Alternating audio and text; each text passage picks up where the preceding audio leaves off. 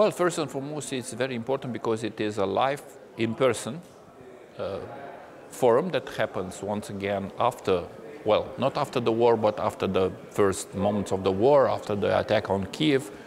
Actually, I have been here late March last year, but now it's very important because you got together a certain number of people involved in this international relations and Ukrainian affairs, and it's very important to have them here on the ground. It gives the sense of normality, at least in Kyiv, and it's also a vivid and direct support to the evolutions here in Ukraine.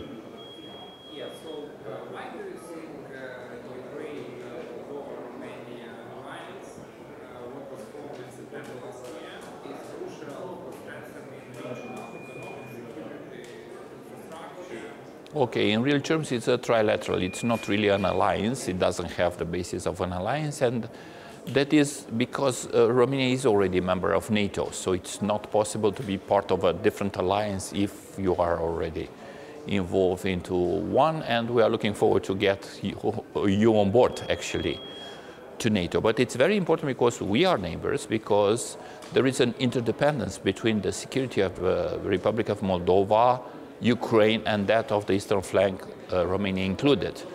If we have a failure here in Ukraine, we will have the Russians at the border, on the Prut and on the gorges of the Danube. If there's, and for sure we are losing Moldova. If there's a failure in Chisinau or a change of government in Chisinau, there's a high possibility that we will have a kind of Kaliningrad between us, and it will harm both of our countries. We will need to invest and to have different forces that would be needed in some other places to take care of that type of changes if eventually it happens. So we have to take care to put that very clearly and to support the Republic of Moldova as it happens in the peace initiative, because they are financially supported as well with non-lethal means from the EU. Okay, proportionally, because for sure the war is here in Ukraine, it's not in Republic of Moldova, but Republic of Moldova has no means at all for any type of defense or even oversight or monitoring of the, how should I put it, of the rockets that are traveling their airspace, for instance.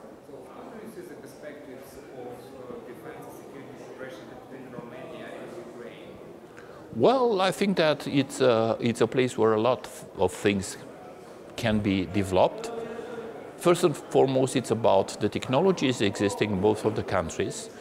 It's about the support that Romania gets for some time to Ukraine. Since the Newport Beach summit in 2014, we were the head of the working group on cyber, if you remember.